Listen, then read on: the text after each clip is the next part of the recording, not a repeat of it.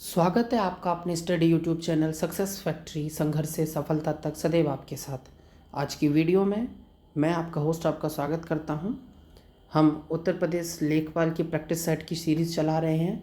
इसी practice set की series में आज का पहला प्रैक्टिस सेट हम जनरल नॉलेज का लगा रहे हैं। साथ ही साथ हिंदी की प्रैक्टिस सीरीज़ भी चल रही है, जिसमें 3 वीडियोस 25-25 क्वेश्चन के अपलोड कर दिए गए हैं। अगर आप उन्हें भी देखना चाहते हैं तो इस चैनल पर विजिट करके उन्हें भी देख सकते हैं। और आज से जनरल नॉलेज की सीरीज़ चालू की जा रही है, जिसका पहला प्रैक्टिस सेट आज हम कराने जा रहे हैं।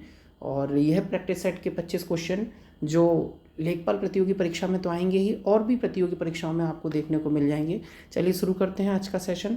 तो प्रैक्टिस सेट का पहला सेशन है। मैं थोड़ा सा जूम कर देता हूँ। हर बार की तरह हम 5 क्वेश्चन सॉल्व करेंगे, फिर 5-5 करके सेट आगे बढ़ाएंगे, ठीक है। तो चलिए पहला क्वेश्चन देखिए। मगध साम्राज्य का अंतिम शासक कौन था? 16 महाजनपद में से ही मगध जनपद एक विस्तृत जनपद बनकर उभरने लगा था। तो उसी में से पूछा जा रहा है कि उसका अंतिम शासक कौन था। क्या उदयनी था, बिंबिसार था, कालाशोक था या अजातशत्रु था? तो आप लोगों को याद होगा कि जो मगध साम्राज्य था उसका जो अंतिम शासक था वो उदयनी था। वैसे उदयनी अंतिम क्रमांक में नहीं था, पर यहाँ पर उपदायनी ही उपस्थित है।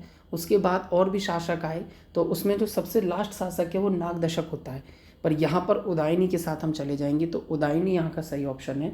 और अगर पूछा जाए कि मगध साम्राज्य का नींव रखने वाला कौन था या मगध साम्राज्य का स्थापना करने वाला कौन था, तो ध्यान रखिएगा बिंबिसार ने मगध साम्राज्य की स्थापना की थी, ठीक है। परंतु इस क्वेश्चन का जो आंसर सही है वो उदयनी है। चलिए अगला क्वेश्चन देखते हैं। अगला क्वेश्चन है, प्रसिद्ध नाटक मृच्छकटिका किसने लिखा है? विशाखदत्त, कालिदास, रामदास या शूद्रक? नाटक का नाम क्या है? नाटक का नाम है मृच्छकटिका। तो जो मृच्छकटिका है उसके लेखक कौन है? उसके लेखक हैं शूद्रक, ठीक है। मृच्छकटिका के लेखक हैं शूद्रक।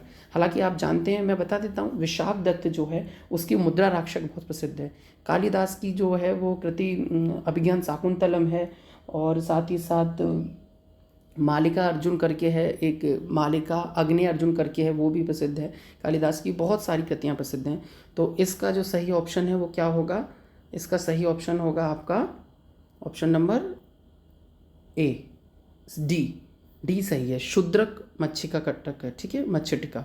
चलिए अगला देखते हैं। फरीद जो बाद में शेरशाह सूरी बना, ये कहाँ से शिक्षा प्राप्त करता है? तो फरीद जो बाद में शेरशाह सूरी बना, ये जौनपुर से शिक्षा ग्रहण करता है। और एक और इम्पोर्टेंट फैक्ट बता दूं, जौनपुर को सिराज हिंद कहा जाता है। और यह प्रश्न यूपी टेट में भी पूछा गया है कि सिराज हिंद कैसे कहते हैं, तो जौनपुर को कहते हैं। जौनपुर उस समय शिक्षा के लिए एक फेमस केंद्र था, इसलिए, ठीक है। तो फरीद ने जो शिक्षा ग्रहण की, यहाँ फिर शेरशाह सूरी ने जो शिक्षा ग्रहण की वो जौनपुर में ग्रहण की। तो शेरशाह सूरी का मैं थोड़ा सा परिचय दे दूं। शेरशाह सूरी वही व्यक्ति है जिसने हुमायूं के साथ कन्नौज या बिलग्राम का युद्ध लड़ा था और सूरी वंश की नींव डाली थी, ठीक है। चलिए अगला क्वेश्चन देखते हैं। कबीर शिष्य थे चैतन्य महाप्रभु के, रामदास जी के, शंकराचार्य जी के या रामानंद जी के? तो जो कबीर थे, जो संत थे, तो वो किसके शिष्य थे? तो वो रामानंद के शिष्य थे, ठीक है। कबीर रामानंद के शिष्य थे। अगला क्वेश्चन देखते हैं। महात्मा गांधी एवं उनके विचारों से प्रभावित होने वाला प्रथम आदिवासी नेता कौन था? तो जोड़ानांग महात्मा गांधी से या उनके विचारों से प्रभावित होने वाला प्रथम कौन था? प्रथम आदिवासी नेता था, ठीक है। चलिए 55 के बाद अगला क्वेश्चन देखते हैं। मैं इसको अगला 5 क्वेश्चन ले लेते हैं हम 55 से 60 तक का। ये देखिए, ठीक है। चलो 55 से 60 में थोड़ा सा दिक्कत ये हो रही है। 56वें क्वेश्चन से इसका आधा सा इधर है, मैं दिखा दूंगा। तो क्वेश्चन नंबर 56 की बात करते हैं, 56 की। सत्याग्रह शब्द का निर्माण किसने किया? गांधी जी के जो परम आदर्श हैं उनमें सत्याग्रह प्रमुख रहता है। तो किसने करा? गांधी जी ने करा। क्या? सत्याग्रह का शब्द का निर्माण, ठीक है, गांधी जी। राजा राम मोहन राय को आप जानते हैं, ब्रह्म समाज की स्थापना और सती प्रथा पर बैन लगाने के लिए जाने जाते हैं। सरदार वल्लभ भाई पटेल भारत के राष्ट्रीयकरण या एकीकरण के लिए जाने जाते हैं, ठीक है। तो इसका ऑप्शन क्वेश्चन नंबर 56 सत्याग्रह गांधी जी से संबंधित है। अगला देते हैं। ब्रिटिश के खिलाफ कंथ विद्रोह का नेतृत्व किसने किया था? तो ब्रिटिश के खिलाफ जो कंथ विद्रोह हुआ था उसका नेतृत्व तीमा डोरा ने किया था, ठीक है। ये कंथ विद्रोह तीमा डोरा से संबंधित है, तीमा डोरा। चलिए अगला क्वेश्चन देखते हैं। इनमें से कौन सा उत्सव पूर्णिमा में जुड़ा हुआ है? तो पूर्णिमा के दिन होली मनाई जाती है। दिवाली मावस वाले दिन आती है, काली रात को हम लोग दीपकों से सजाते हैं, तो ध्यान रखिएगा दिवाली मावस को आती है और होली पूर्णिमा को आती है। ठीक है, अगला क्वेश्चन देखते हैं। चरकुला नृत्य संबंधित है, चरकुला नृत्य उत्तर प्रदेश से ही संबंधित है। ठीक है, चरकुला नृत्य का संबंध कहाँ से है? उत्तर प्रदेश से है। तो अगला क्वेश्चन, राजस्थान में बहुत सारे ज़िलों में नृत्य होते हैं, स्पेशली बम राजस्थान के भरतपुर से बिलोंग करने वाला नृत्य है, और तेरा ताली राजस्थान के जैसलमेर के आसपास का नृत्य है। तो ऐसे करके बहुत सारे नृत्य राजस्थान के फेमस हैं। चलिए मैं आपको अगले क्वेश्चन की तरफ ले चल रहा हूँ। अगला है क्वेश्चन नंबर 60। मौसम बदलने का क्या कारण है? पृथ्वी का अपनी धुरी पर चक्कर लगाना व अपने अक्ष पर झुके होना, या जो ये ऑप्शन बी है, पृथ्वी का सूर्य के चारों ओर चक्कर लगाना और अपने अक्ष पर झुके रहना। इसके जो बाकी की दो ऑप्शंस हैं वो यहाँ हैं, ये रहे ये। ठीक है, यहाँ पृथ्वी का अपनी धुरी पर घूमना या चक्कर लगाना, पृथ्वी का सूर्य के चारों ओर चक्कर लगाना। तो क्वेश्चन क्या है, एक बार दोबारा से मैं क्वेश्चन की तरफ ले चलता हूँ। क्वेश्चन ये कह रहा है आपसे कि मौसम बदलने के क्या कारण हैं? तो मौसम बदलने के जो कारण हैं वो हैं पृथ्वी का सूर्य के चारों ओर चक्कर लगाना। ये मान लीजिए ये पृथ्वी है, ठीक है, और यहाँ पे सूर्य है, तो पृथ्वी का ऐसे सूर्य के चारों ओर चक्कर लगाना और पृथ्वी का अपनी अक्ष पे थोड़ा सा झुका होना। ठीक है, तो जब पृथ्वी सूर्य के चारों ओर चक्कर लगाएगी और अपनी अक्ष पर झुकी रहेगी तो इसी के कारण मौसमों में परिवर्तन होता है। ठीक है, तो मौसम परिवर्तन का कारण इसमें ऑप्शन नंबर बी सही है। चलिए अगला क्वेश्चन देखते हैं। अब मैं यहाँ पे आ जाता हूँ आपके लिए, ये क्वेश्चन नंबर 61। ठीक है, 61 से 65 तक देख लेते हैं। चलिए ये 61 से 65। ठीक है, तो क्वेश्चन नंबर 61 क्या कह रहा है कि निम्नलिखित में से कौन सा संघनन नहीं है? ठीक है, तो जो धुएं की प्रोसेस है, धुआं का जो स्थानांतरण होता है, धुआं एक जगह से दूसरी जगह जब जाता है तो वह प्रक्रिया संघनन नहीं कहलाती। तो ऑप्शन नंबर बी सही है प्रश्न संख्या 61 में। चलिए अगला क्वेश्चन देखते हैं। निम्नलिखित में से कौन सी भूमध्य सागरीय जलवायु की मुख्य विशेषता है? तो भूमध्य सागरीय जलवायु अगर होगी तो वहाँ पूरे वर्ष भर वर्षा होती रहेगी। ठीक है, 62 के क्वेश्चन में ए ऑप्शन सही है, भूमध्य सागरीय जलवायु में हमेशा पूरे वर्ष भर वर्षा होती रहती है। चलिए अगला क्वेश्चन देखते हैं। अगला क्वेश्चन है आपका 63। गोभी, कालाहारी, देखिए गोभी, कालाहारी, अटाकामा और सहारा, ये सब क्या है? तो क्या ये सब्जियां हैं, क्या घास के मैदान हैं, चक्रवर्ती तूफान है या मरुस्थल है? तो आप लोग जानते होंगे, नहीं जानते होंगे तो मैं बता देता हूँ। गोभी, कालाहारी, अटाकामा और सहारा, ये सारे एक मरुस्थल हैं और सारे ही मरुस्थल पूरे विश्व भर में जगह जगह फैले हुए हैं। जैसे जो गोभी का मरुस्थल है वो हमारा, गोभी का मरुस्थल कहाँ पड़ता है? चाइना और मंगोलिया के आसपास पड़ता है गोभी वाला। कालाहारी और सहारा ये दोनों अफ्रीका महाद्वीप में पड़ते हैं और अटाकामा जो मरुस्थल है वो चिली में पड़ता है। ठीक है, तो ये साधारण प्रश्न भी पूछा जा सकता है कि अटाकामा मरुस्थल कहाँ है, तो हमें याद रखना है चिली में। सहारा कहाँ है? अफ्रीका में। कालाहारी कहाँ है? अफ्रीका में। और गोभी कहाँ है? मंगोलिया और चाइना के आसपास। ठीक है, ऑप्शन में अगर मंगोलिया हो तो ठीक हो जाएगा, चाइना होगा तब भी ठीक हो जाएगा। तो ये चारों चीज़ें क्या हैं? गोभी, कालाहारी, अटाकामा और सहारा, ये मरुस्थल हैं। चलिए अगला क्वेश्चन देखते हैं। जीवाश्म किस प्रकार के सेलों में पाई जाती हैं? मुख्यतः सेलें दो ही प्रकार की होती हैं, या तो अग्रण्य होती हैं या परतदार होती हैं। उन्हीं को रूपांतरित करके हम रूपांतरित सेल भी बोल देते हैं। तो क्या इन तीनों में से किस में हमें क्या मिलेगा? जीवाश्म मिलेगा। जीवाश्म का मतलब होता है जीवों का अंश, जिसमें जीव मृत्यु रूप में भी पड़े रहते हैं, जिंदा तो नहीं होते खैर। तो इसके लिए जो क्वेश्चन सही है 64 वाले में सी सही है। परतदार सेलों की जो परत होती है उनके बीच में जीवाश्म रहते हैं। ठीक है, तो जीवाश्म कहाँ पाए जाएंगे? परतदार सेलों में पाए जाते हैं, अग्रण्य सेलों में नहीं पाए जाते। ध्यान रखिएगा, ये क्वेश्चन बहुत पूछा जाता है सेल से संबंधित करके। और अगला क्वेश्चन देखते हैं। चलिए लास्ट क्वेश्चन इस सीरीज़ का तो लास्ट नहीं है, 65 वाला 65 पे हैं अभी हम। 65 में हम पूछते हैं कि भारत में सबसे ऊँचा पठार कौन सा है? तो जो 65 में पूछा गया है भारत में सबसे ऊंचा पठार कौन सा है, तो छोटा नागपुर का पठार भारत के पठारों में सबसे ऊंचा पठार है, जो ऑप्शंस में दे रखे हैं उनमें से। ठीक है, अगला क्वेश्चन, ताजमहल बदरंग क्यों होता जा रहा है? अपना रंग क्यों खोता जा रहा है? गंदे खुले नालों के कारण, प्रदूषण के कारण, अम्लीय वर्षा के कारण या नाभिकीय विस्फोटक के कारण?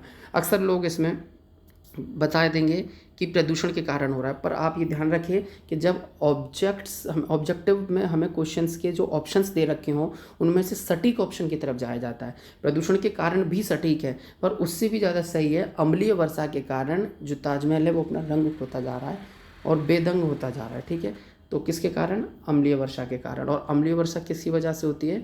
अम्लीय वर्षा में मुख्यतः दो गैसें प्रधान होती हैं।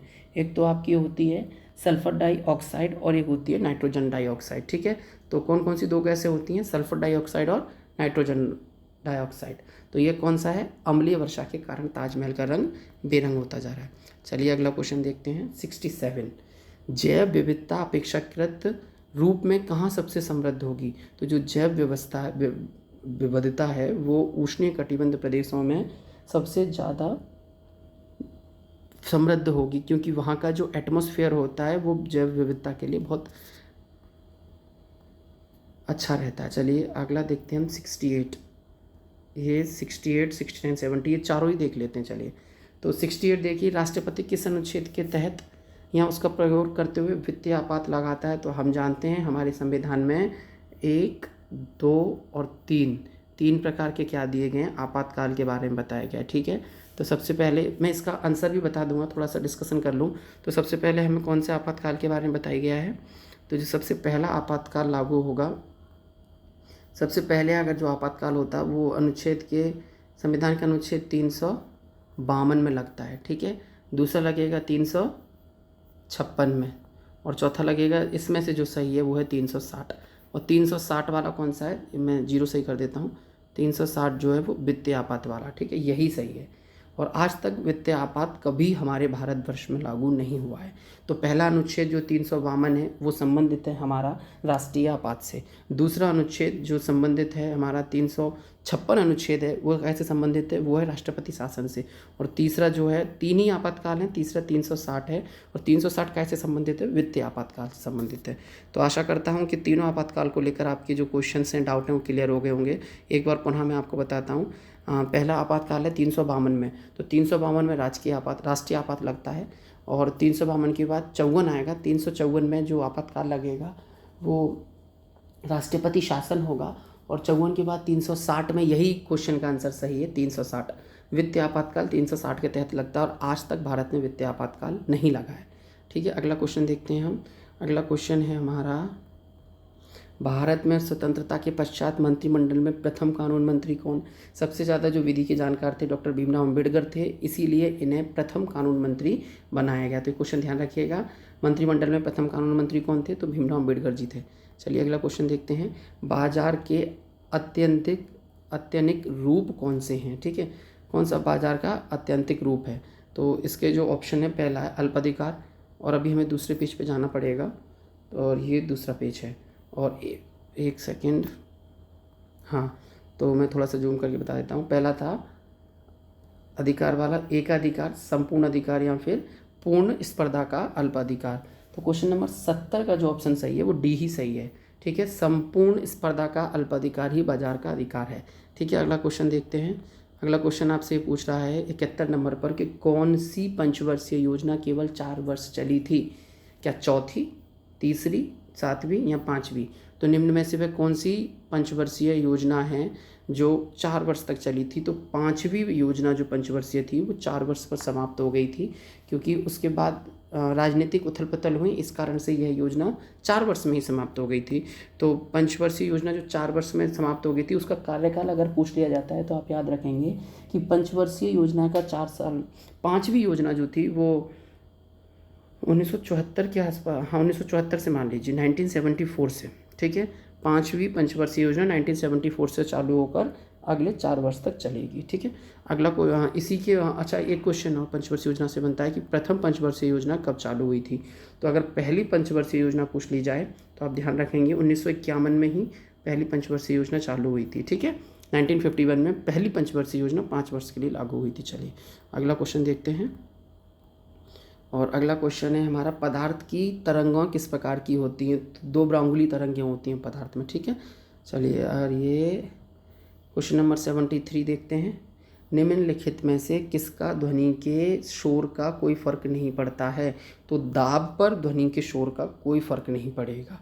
अगला क्वेश्चन देखते हैं, पेट्रोल की गुणवत्ता जांचने के लिए ऑक्टेल संख्या जो होती है, ऑक्टेट संख्या, उनसे हम पेट्रोल की गुणवत्ता बता सकते हैं कि पेट्रोल की गुणवत्ता कितनी है और कैसी है। तो प्रश्न है कि आप कैसे पेट्रोल की गुणवत्ता जांच सकते हैं, तो ऑक्टेट संख्याओं से, ठीक है। और इसका सीरीज़ का 75वां जो इन्फेक्शंस हो जाता है, संक्रमण हो जाता है, उससे शरीर की रक्षा कौन करता है, तो हम जानते हैं प्रतिरक्षा प्रणाली हमारे शरीर से संक्रमण के इन्फेक्शन को कम करने का काम करती है, जिसे हम बोलते हैं प्रतिरक्षा प्रणाली, ठीक है। तो ये आज के जो 25 क्वेश्चन थे वो पूरे हो चुके हैं। 75 सीरीज़ नंबर 75 है, वैसे 25 ही क्वेश्चन है, ठीक है। तो ये 25 क्वेश्चन की सीरीज़ पूरी हो चुकी है। तो आप हमें कमेंट में बताइएगा कि आपको ये क्वेश्चन कैसे लगे। अगर कोई गलती है तो आप मुझे वो भी बताएं, मैं भी उसे स्वीकार करूँगा अगर मुझसे कोई गलती हुई होगी कुछ बताने में तो। और आज की पहली सीरीज़ सामान्य ज्ञान की मैंने ये रखी है, और इसके बाद कल हम सामान्य ज्ञान का दूसरा सेट लगाएंगे और साथ ही साथ हिंदी की सीरीज़ को भी कंटिन्यू रखेंगे। तो ये वीडियो अंत तक देखने के लिए बहुत बहुत धन्यवाद।